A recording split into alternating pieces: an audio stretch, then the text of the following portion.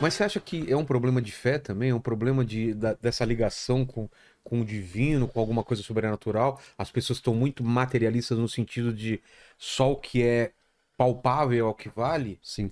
Eu acho que é uma falta de compreensão de quem é Deus. Eu acho que a imagem de um Deus distante, como a É, gente falou, talvez longe. carrancudo. Então, a gente vê isso nas igrejas, eu fico assim, horrorizado, assim. Eu não tô falando aqui generalizando, né? Porque eu quero acreditar que a maioria não pensa assim.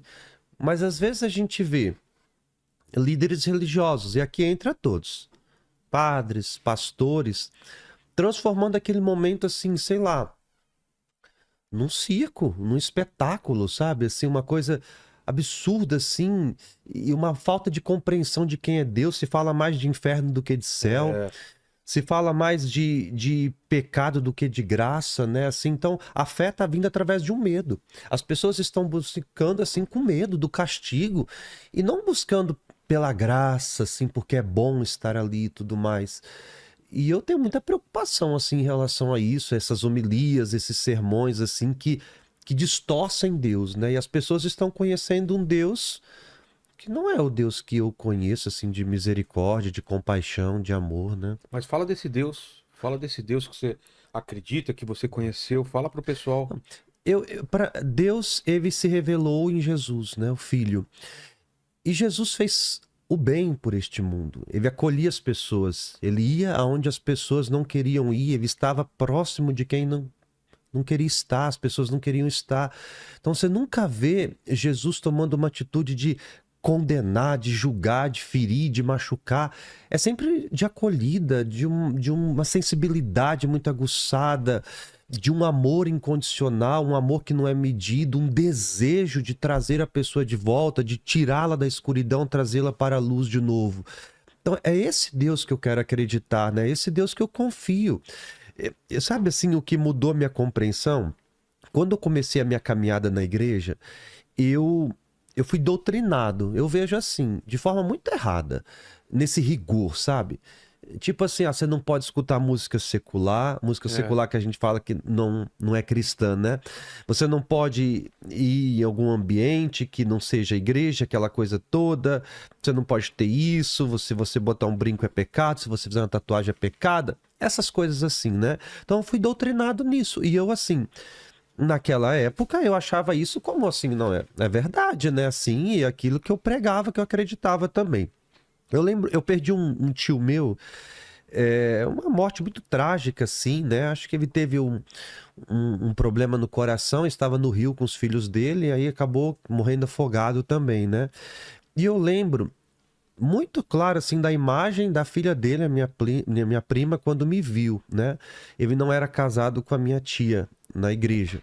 A primeira coisa que ela disse para mim foi a seguinte: e agora meu pai tá no inferno, porque não era casado. É a compreensão que se tem, né? putz.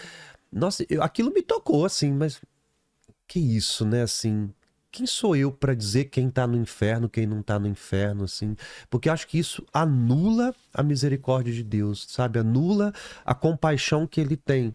Quando eu lembro E do o meu que, e tio, o eu que lembro do Cristo homem fez na bom, cruz, né? extraordinário que ele foi, né? E tudo mais.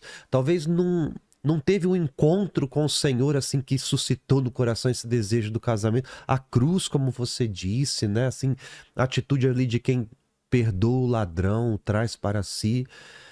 E esse Deus, às vezes, de compaixão, de misericórdia, é distorcido. Tenho certeza, se alguém ver esse vídeo, vai questionar, né? Ah, quer dizer que não existe inferno? Eu acredito que existe o inferno. Claro que eu acredito na influência do mal, eu acredito, mas eu acredito muito mais na bondade de Deus.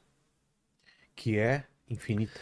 Infinita. E vai muito além do nosso merecimento, né? Quantas vezes a gente deve perdoar as É pessoas? sempre, né? Como está escrito lá.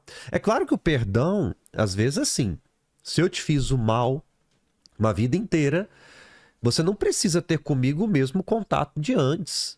Perdoar não é ter a mesma intimidade de antes. Eu acho que o perdão é um processo de cicatrização, é a ferida que vai cicatrizar. Só que se é alguém que não está somando nada à sua vida, deixa partir.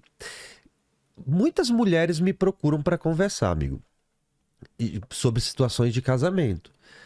E às vezes eu vejo algumas mulheres que estão vivendo um cárcere, sabe, violentadas de todas as formas possíveis, verbalmente, fisicamente, traídas uma vida inteira. Padre, eu tô nesse casamento porque eu casei na igreja, então eu tenho a obrigação de ficar até o final. Isso não é uma verdade, assim. Eu não simplesmente, eu não posso, assim, não seria justo comigo mesmo falar assim, olha, vai para sua casa, reza pelo seu marido, espera a conversão dele. Eu vou ser o primeiro a falar para essa mulher, não, isso aqui não é a vida que Deus quer para você. Você não precisa se submeter a uma situação como essa, né? Houve uma traição.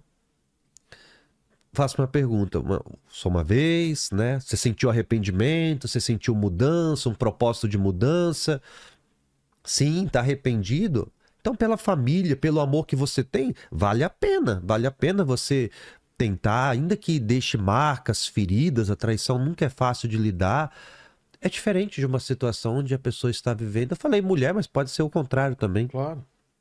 Está vivendo um cárcere ali, que uma vida sem sentido, né? Não é por conta daquilo que fez ali, né, no casamento, que vai ser obrigada a viver uma situação daquela para a vida inteira. E essa nova geração que já nasceu dentro da internet, com rede social, como que Deus disputa com eles esse tempo? Porque antigamente, não vou dizer que era mais fácil, mas existia muito menos distrações do que hoje, né? Né, a gente não é de uma época, por exemplo, né? Você tem quantos anos? Olha, bastante, viu? Nasci em Bastante. 70. Pelas minhas contas, eu faço 54 esse ano. Mas você tá jovem, nem Obrigado, parece, viu? obrigado. Então, a gente viveu numa época que a gente não tinha acesso a essas coisas, né? Nada. De internet, O de redes telefone era fixo em casa. Eu lembro, assim, quando eu era criança, que eu pedia pros meus tios, a minha mãe, R$1 para jogar uma hora de como é que chamava? Fliperama, né? Super Mario, Mortal Kombat, aquelas coisas todas, né? Internet era algo muito raro, né? Até chegar assim mesmo, a gente ter acesso assim. Então a gente, como você disse, não tinha essa disputa. E principalmente, aquilo que a gente aprendia na catequese era a lei. É. Quem é Deus? Deus é um espírito perfeitíssimo, sabe? Essas coisas todas. Hoje em dia eu não posso mais chegar e falar simplesmente isso, né? Porque as crianças questionam, os adolescentes questionam também. Eu acho que a gente tem que aprender a falar com eles, a linguagem desse tempo, né? A convencê-los de uma verdade de outras formas, que não é bater de frente, não é falar que aquilo que eles estão fazendo é pecado e tudo mais, né? Acredito muito numa educação que potencializa antes de você enaltecer a pessoa para depois você chegar a corrigir e tudo mais. Mas a internet também ela pode ser um campo minado para esses meninos, né? Eu tenho experiências assim. Gerar depressão, ansiedade, Exatamente, comparação excessiva com a vida dos outros, né? Uma vez uma moça me procurou para conversar e ela foi com uma blusa assim, lá no Pará. Eu achei estranho, já achei estranho de cara. Pelo calor, você falando. Pelo calor. É, dificilmente se usa blusa lá, é isso? Nunca usa, não faz. Sério? Não faz frio no Pará, nunca. Nunca, nem no inverno. Nós só temos 2 estações do ano, que é o verão e o inverno, viu? A gente tá agora em qual? No inverno. Agora é o inverno? Agora é o inverno. O inverno de vocês é o nosso inferno. Junho, julho, agosto. Quando é que chove todo dia? É no verão? Na parte de cima do Pará, em Belém, chove todo dia, né? Todo dia? Lá onde eu moro, no Sudeste, tem o período de chuva, que vai de novembro até abril, E é maio. sério aquilo que você marca a reunião antes ou depois da chuva? Eu morei em Belém, é exatamente isso, né? Mas depois de maio, começa um verão intenso mesmo assim, não chove. Vai chover agora umas 3 tempestades em julho, que é a chuva do caju, para dar o caju. Aí isoladas, e depois chove em outubro de novo, mais umas 3 chuvas, que é a chuva da manga. Depois chove dezembro, janeiro, fevereiro, aí é seguido mesmo, né? Tempestades, né? E aí mas mesmo quando chove não esquenta, né? Não esfria, é calor o ano inteiro. Ela chegou para mim com uma blusa assim. E é engraçado que eles pedem socorro pelos sinais. Aí ela começou de forma tímida e empurrava um pouco a blusa para cima, assim, né? Ela queria falar alguma coisa, né? E eu vi no pulso dela cortes, ela estava toda cortada e tudo mais, né? E eu senti que ela queria me mostrar aquilo. Era um pedido de ajuda, de socorro mesmo. Sabe o que me impressiona mais? é que os pais nunca notaram. Moram juntos, estão ali diariamente, que mostra que estar junto não significa que está presente, né? Às vezes você tá com uma pessoa todo dia, mas você não é presente com aquela pessoa, porque você não consegue enxergar, né? Essas coisas que é o mínimo que se espera, né?